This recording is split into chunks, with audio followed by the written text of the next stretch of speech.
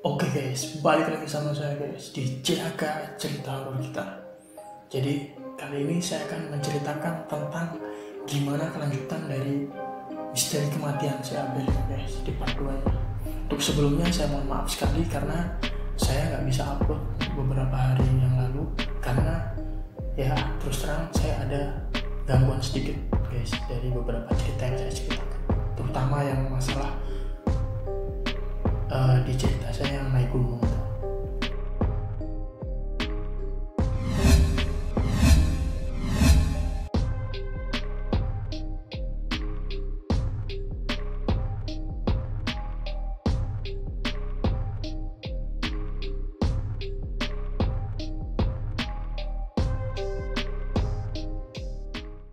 Pada malam hari jam 9 malam, Abel ini keluar sama pacarnya. Pacarnya ini cowok yang kemarin saya ceritakan itu. Nah, pada malam hari Abel keluar sama cowoknya jam 9 malam tuh. Diteleponin sama si Abel. "Kamu di mana?" "Aku di rumah." "Kenapa emang?" Terus kata si cowoknya, "Emang ada apa? Ayo keluar yuk." Gitu. Akhirnya mereka keluar. Mereka keluar di kafe sekitaran rumahnya si Abel. Jadi nggak jauh dari rumahnya. Nah, pada waktu mereka ketemu, Abel ini langsung to the point. Langsung bilang, "Kemarin kamu kemana aja selama 2 hari kok nggak kelihatan, nggak ngabarin aku," dan lain-lain. Di situ awalan obrolan mereka. Nah, di tengah obrolan mereka, si cowoknya ini bilang, "Sebenarnya kamu ada apa sih? Ada apa yang kamu sembunyiin dari aku?" Nah, dari situ Abel jawab kan. Abel bilang, "Nggak ada apa-apa kok." "Emang ada apa sih? Kok kamu nuduh aku yang enggak? Justru kamu tuh kenapa? 2 hari kemarin kok nggak ngabarin aku?" Karena memang 2 hari itu Abel nanyain pacarnya di WA, di telepon nggak pernah dibales, nggak pernah diangkat. Nah, terus si cowoknya bilang, "Loh, aku kan sibuk." Karena, "Iya sibuk kenapa? Emang sesibuk itu sampai nggak bisa ngabarin?" Dari situ mulailah pertengkaran mereka di bawah. Akhirnya si Abel bahas-bahas masa lalu, si cowoknya juga nih bahas masa lalu. Bertengkarlah mereka di situ. Ketika sampai di ujung pertengkaran mereka, si Abel bilang, "Terus beneran yang kemarin aku dengar kabar 2 hari kemarin kamu keluar sama cewek lain?" Di situ pacarnya mulai diem karena memang Abel ini dengar dari temennya kalau si cowoknya ini itu selingkuh, teman-teman. Nah, pada akhirnya si cowoknya bilang, "Kamu kata siapa? Jangan sampai gara-gara orang lain ini kita jadi berantem ya." "Enggak, aku tahu." "Iya, tahu dari mana?" Si Abel gak jawab. Dari situ cowoknya bilang, "Kalau kamu nggak tahu dan nggak tahu langsung, ini nggak usah ngomong deh, nanti jadi tambah besar masalah." Ya udah, di situ Abel langsung pulang. Akhirnya si cowoknya nahan nih, ditahan sama cowoknya.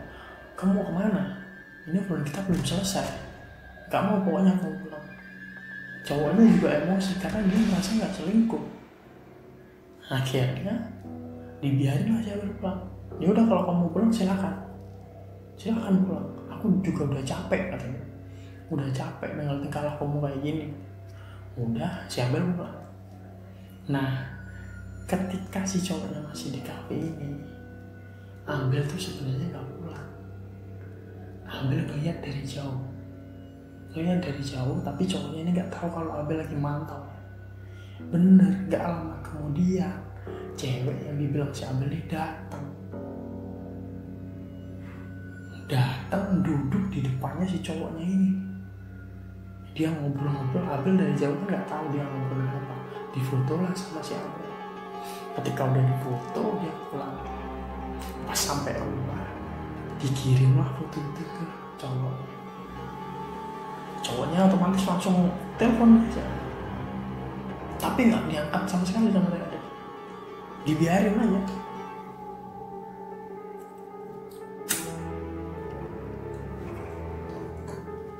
aja. Akhirnya ya udah di WA sama cowoknya, "Kamu kalau nggak tahu jangan sok tahu. Ini teman aku, ini rekan kerja aku." Bohong. Ya udah, dari situ cowoknya, "Ya udah, mau aku jelasin kayak gimana juga nggak bakal bisa. Akhirnya si cowoknya ini akhirnya apa ya, kayak putus asa gitu, udah capek ngadepin si Abel gitu. Dan pada akhirnya besoknya itu si cowoknya ini datang sama teman kerjanya ini ke rumahnya si Abel, didatangin tuh karena memang ya dia nggak ada hubungan apa-apa, cuma sebatas rekan kerja, dan dibuktikan di situ.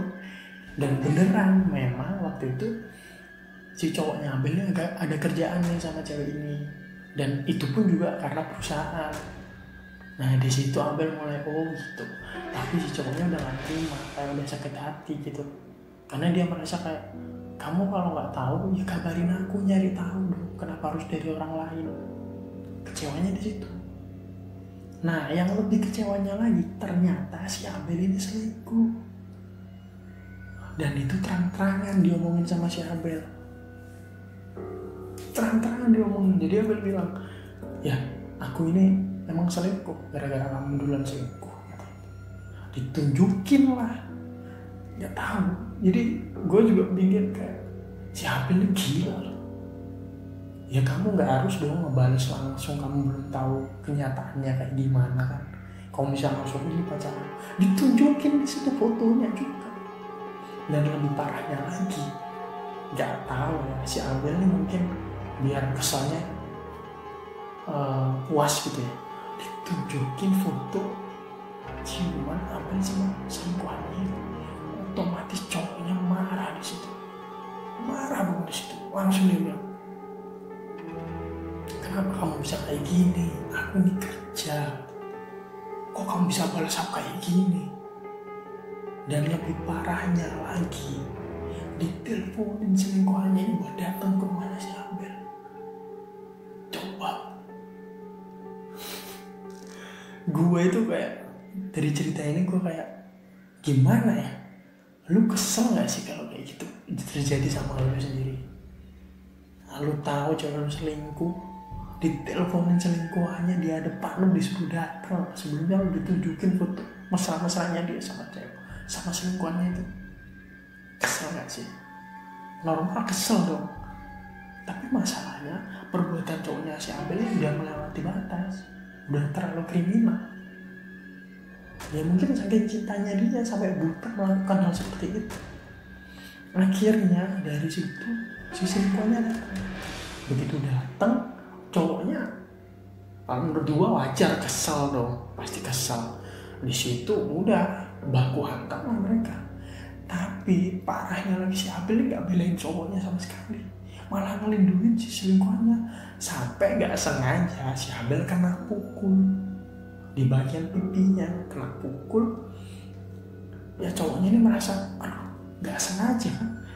Akhirnya dipeluk lah si Abel. Pas dipeluk, dia dihantam sama selingkuhannya dari belakang. Dar. Begitu dihantam, otomatis dia kan kehilangan kesadaran kan, karena di bagian kepala belakang sih dihantamnya. Udah dihantam, habis itu dipisahin sama beberapa warga di sekitar situ. Dibawalah si Abel ke rumah sakit. Begitu pula cowoknya. Cuman bangsatnya selingkuhannya si Abel ini, si Abel dipisah di rumah sakitnya sama si cowoknya. Dia yang minta biar dipisah. Udah ketika sadar si cowoknya ini tidak sedikit amnesia. Jadi 2 hari itu dia nggak tahu apa-apa, dia nggak kenal sama sekali. Nah,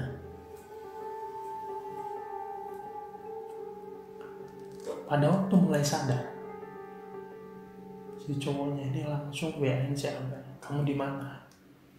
Dan lagi-lagi jawabannya si Abel nggak enak sekali. Memang kayaknya si Abel ini udah gak suka sama cowoknya, cuman caranya itu juga apa ya, terlalu menyakiti gitu. Akhirnya tanpa pikir panjang, ya udah kamu di mana sekarang? Nggak dikasih tahu juga. Abel jawabnya kayak sinis gitu, jadi kayak, biarin gue mau kemana juga bukan urusan lu. Si cowoknya ini masih berharap, karena dia sendiri nggak dengar kalau mereka udah putus belum. Jadi dari kejadian di rumah itu, pas baku hantam itu nggak ada kata-kata yang rencana mau putusin, nggak ada. Jadi si cowoknya itu beranggapan ya kita masih ada hubungan, cuma lagi renggang gara-gara ada masalah. Dari situ akhirnya si cowoknya nekat nih ke rumahnya si Abel. Nah, orang rumahnya si Abel bilang kalau Abel tuh udah ngekos. Dikasih tahu lah pada waktu itu. Ya, akhirnya sore dikasih tahu, malamnya si cowoknya ini udah punya rencana busuk emang. Berangkat ke kosannya malam-malam, sengaja diteleponin si Abel lagi, memastikan kalau memang dia masih nggak tidur bangun lagi. Dari situ dia ini kan bawa mobil, dia itu parkir depan kos-kosannya itu. Habis parkir depan kos-kosan, dia nyari tuh sekitar kalau ada orang mau nanya, kenal nggak si Abel kamarnya di mana gitu. Karena kan dia cuma tahu kosannya, kamarnya nggak tahu. Begitu nunggu agak lama, sekitar jam 10 malaman, ada tuh anak kuliah baru pulang, mau masuk ke kos. Akhirnya ditegur lah sama si cowoknya, masnya kos di sini? Iya. Masnya kenal Abel gak? Oh, Abel yang baru pindah itu kan? Iya. Kamarnya di mana mas? Nah, si anak kuliah ini agak ingin kepo lah, mencari tahu gitu. Emang kenapa mas nyari Abel gitu? Enggak, saya cowoknya ini bajunya ada yang ketinggalan. Itu alasan cowoknya. Akhirnya disamperin lah itu kamarnya si Abel, diantar sama temennya tadi, dikedorin Abelnya ada cowoknya. Dari dalam si Abel udah panik. Wah, ini pasti cowoknya nih, pikiran si Abel gitu. Akhirnya si Abel telepon selingkuhannya itu tadi buat ke kosan. Udah, begitu udah di WA ya, dibuka pintu. Ketika dibuka pintu, cowoknya bilang, kamu kenapa? Tapi sebelumnya aku minta maaf. Kamu ada apa sih sama aku? Apa sih kurangnya aku? Udah di situ mereka ngobrol lah. Dari jam 10 malam itu mereka ngobrol sampai malam, sekitar jam 12 malam. Akhirnya bertengkar hebat lagi. Akhirnya si Abel ini dipaksa sama cowoknya untuk turun, untuk ke mobil. Kita ngobrol di mobil sambil jalan-jalan gitu. Akhirnya Abel menuruti sama Abel. Oke, kita keluar, kita jalan-jalan, masih bertengkar di situ, soalnya ini kayak nggak terima gitu. Kamu kok dengan gampangnya gitu selingkuh, dengan kamu yang nggak tahu apa-apa tentang aku dengan balas kayak gitu kan, menurut cowoknya nggak adil sama sekali. Akhirnya dari situ pulang ke kos. Ketika Abel jalan mau masuk ke kos-kosan, si cowoknya ini lari sambil bawa gergaji. Kalian tahu gergaji besi nggak? Yang kecil banget itu, bukan yang gede ya, bukan potong kayu, bukan yang kecil. Ambil bawa itu, Abel langsung tarik, dibawa ke suatu tempat di gudang depan kosannya itu, ditarik, dipukulin di situ, dipukulin sampai kamu minta maaf gak sama aku, kamu minta maaf gak? Si Abel tetap gak minta maaf, tambah ngoceh lebih keras lagi.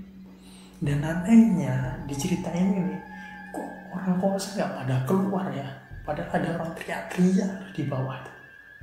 Dari teriakan itu panik kan cowoknya, ditutup lah mulutnya, Abel disumpel pakai kain tuh. Habis sumpel pakai kain, ngaku gak? Kamu salah, kamu ngaku gak? Enggak. Di situ mulai terjadinya pemotongan kaki. Dia masih sadar, dipotong kedua.